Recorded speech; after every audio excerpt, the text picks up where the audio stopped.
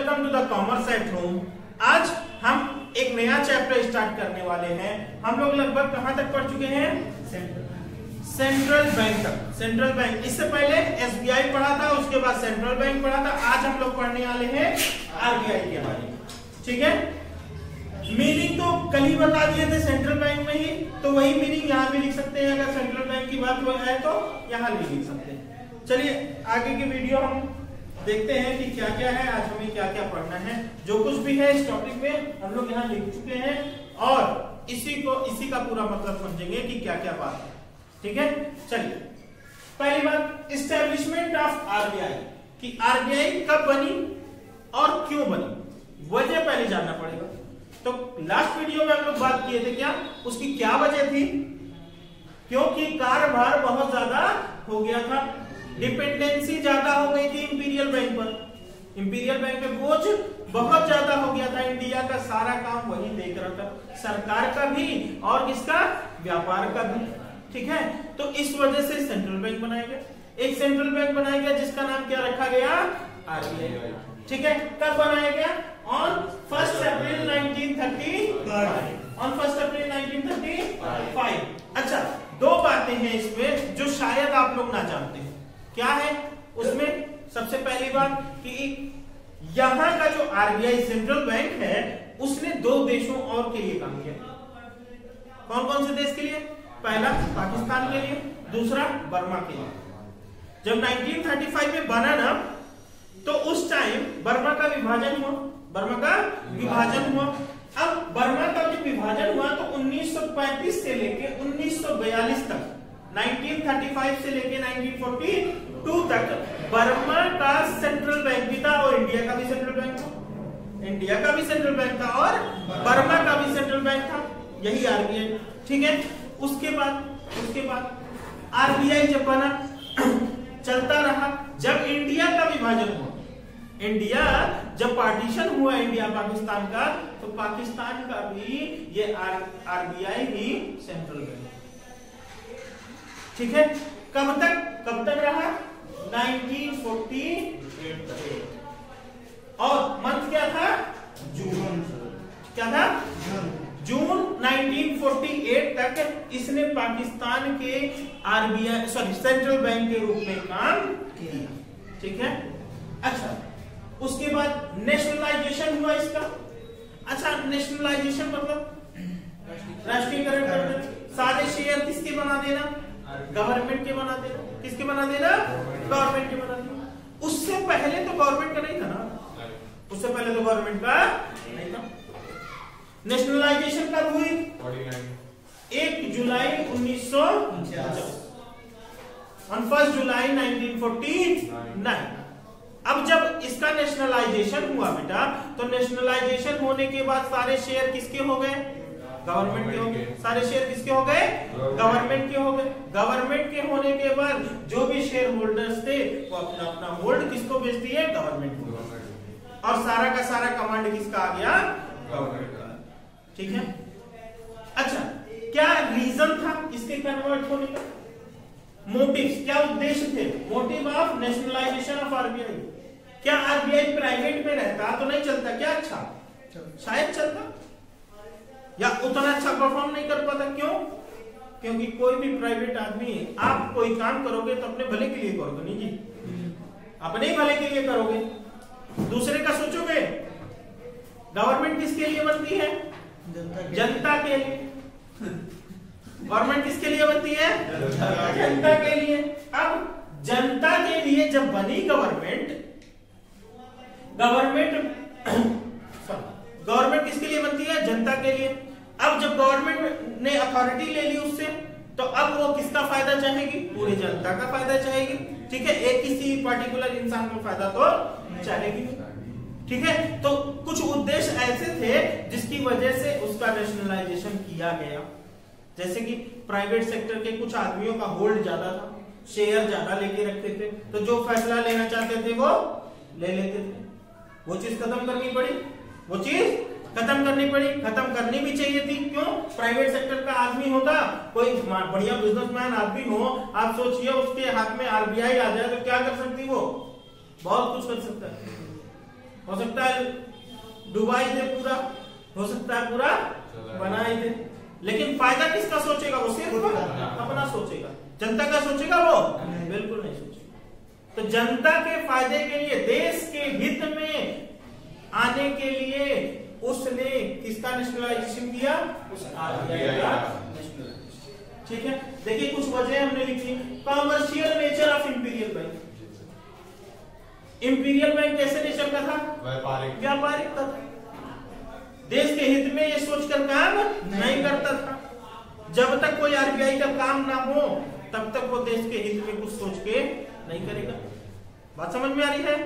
अच्छा, sense of nationalism. जब independence हुआ ना, इंडिपेंडेंस, तो सबके अंदर भक्ति भावना थी। क्या भक्ति? राष्ट्रवाद की, नेशनलिज्म की। और वो ये चाहते थे देश का बैंक होना चाहिए, देश का बैंक होना चाहिए जो देश के लिए, देश के हित में काम करे। इसलिए उस बड़े से बैंक को कन्वर्ट करके क्या बना दिया गया? गवर्नमेंट का बैंक बना दिया। ठीक है, प्रॉपर मनी मार्केट की जरूरत थी जहां से लोग आसानी से लोन ले सके। मनी मार्केट कहाँ? फिनेंशियल इंस्टीट्यूशन ही होता है ना मनी मार्केट, जहां से आसानी से हम क्या उठा सके? पैसा उठा सके। भले इंटरेस्ट लग रहा, लेकिन पैसा तो मिल जाता है बिजनेस करने के लिए, काम करने के लिए, किसी भी काम के लिए। अगर हमको पैसा चाहिए तो हम कहां से लेते हैं? कोई दिक्कत? सुप्रीमेसी ऑफ शेयर होल्डर्स, जो उसमें अंशधारी थे पहले, जब वो प्राइवेट सेक्टर था, जब वो गवर्नमेंट का नहीं था, तब किसका अधिकार चल रहा था? शेयर होल्डर्स का। वो जैसे तैसे अपनी मर्जी के हिसाब से काम करते थे। ठीक है, इस वजह से उसका कन्वर्जन होना जरूरी भी था और हुआ भी, और हुआ। Need of economic growth. Economic growth मतलब आर्थिक सुधार चाहिए था देश को। देश में इतनी गरीबी थी, लोगों के पास खाने को नहीं मिलता था। आजादी के बाद बहुत बुरा हाल था और लोग बिजनेस नहीं करते थे, काम नहीं करते थे, सिर्फ खेती बाड़ी किसानी। आज भी ज्यादातर लोग किसानी पे डिपेंड करते हैं, लेकिन अब बहुत कुछ सुधार आ चुका है।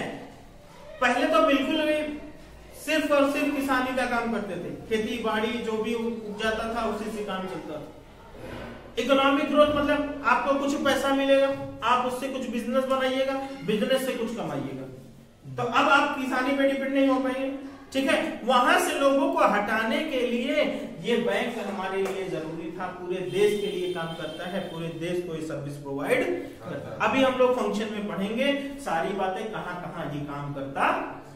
ठीक है, अच्छा, इसका मैनेजमेंट कैसे देखा जाता है? देखिए, management of RBI, management of RBI.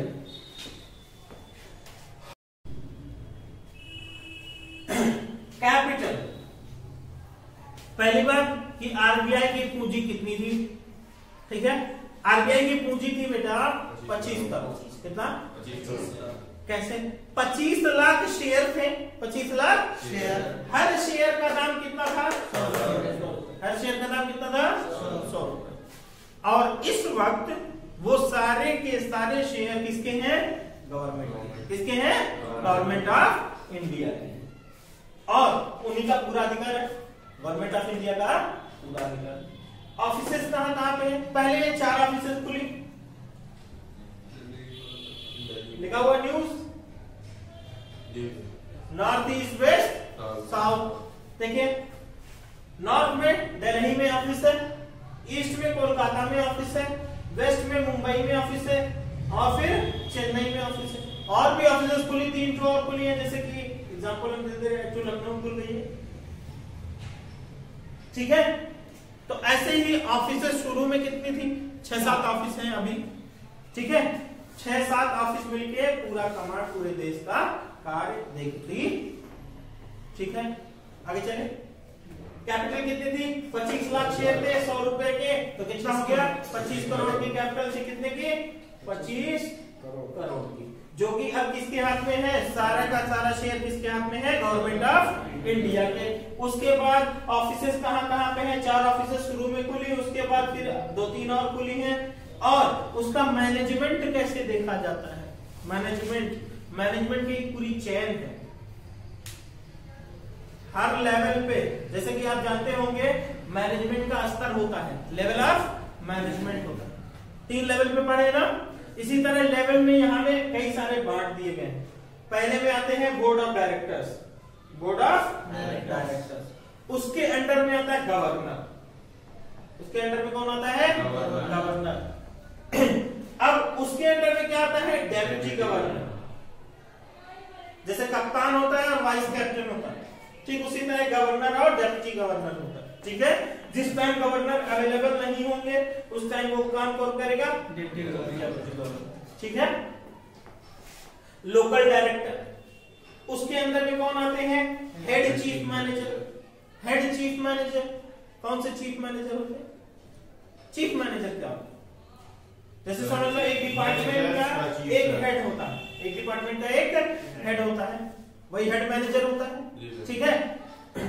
अब देखिए चीफ मैनेजर, चीफ मैनेजर किसको बोलते हैं? मुख्य प्रबंधक को। मुख्य प्रबंधक में कौन आता है? अब इसका लेवल यहां पे कैसे होता है? चीफ मैनेजर में एक मिनट, जनरल मैनेजर, इसको रोको। चलिए चीफ मैनेजर, उसके अंदर आता है डेप्यूटी जीएम, जनरल मैनेजर बोलते हैं, क्या बोलते हैं? General manager.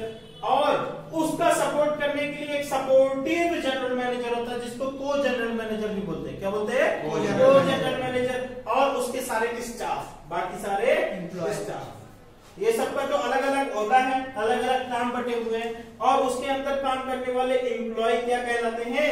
को एम्प्लॉय, सपोर्टिंग एम्प्लॉय, ठीक है। तो ये था इतनी सी टॉपिक। इसके बाद हम लोग पढ़ने वाले हैं